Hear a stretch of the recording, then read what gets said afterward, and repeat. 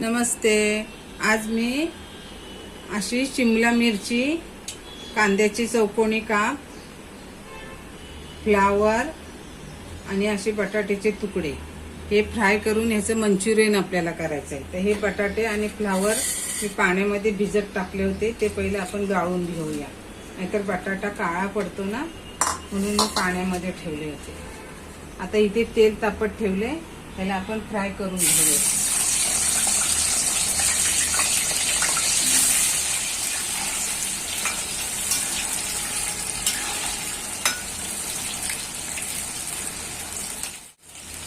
आता ह्याला 1-2 मिनिटं फ्राय करून घ्यायचं। नंतर त्याच्यात शिमला मिरची आणि हा चौकोनी कांदा कापून घेतलाय तो टाकायचा।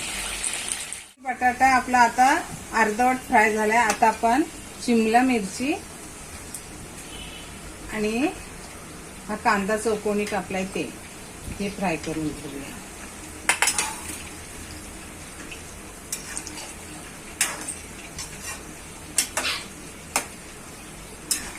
ते आपले सगळ्या भाज्या फ्राय करून झाल्या। ह्याच्यात तुम्ही गाजर, ब्रोकोली हे सुद्धा टाकू शकता, पण माझ्याकडे आज गाजर पण नाही आणि ब्रोकोली पण नाही।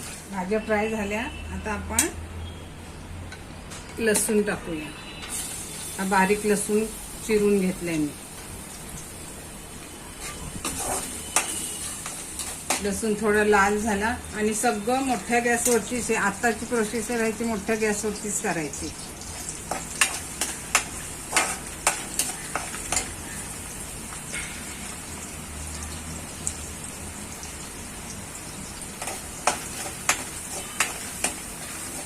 लसणाचा उग्र वास निघून गेला पाहिजे। आता कांदा बारीक चिरलेला, ओली मिरची आणि थोडा कढीपत्ता हे पण टाकूया।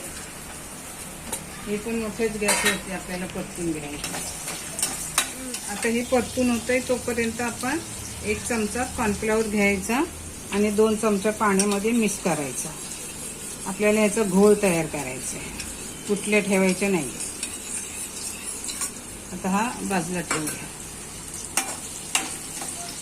1 चमचा चिली सॉस टाकायचा,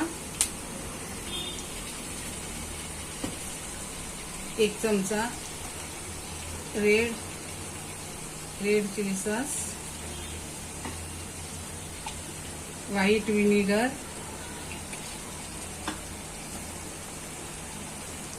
काळा विनेगर, थोडे एक-एकच चमचा टाकायचा। आता तुमचं जर जास्त भाजी असल्या तर जास्त टाकू शकता।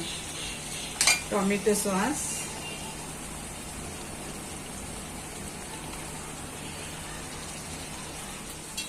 काळी मिरी 1 चमचा। सॉस मध्ये मीठ असतं म्हणून मीठ आपलं बेतासच टाकायचं। नंतर आपल्याला साखर टाकायची।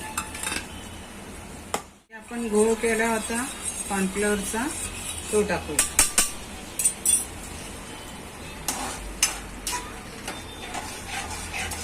1-2 मिनिटं ह्याला शिजून द्यायचा।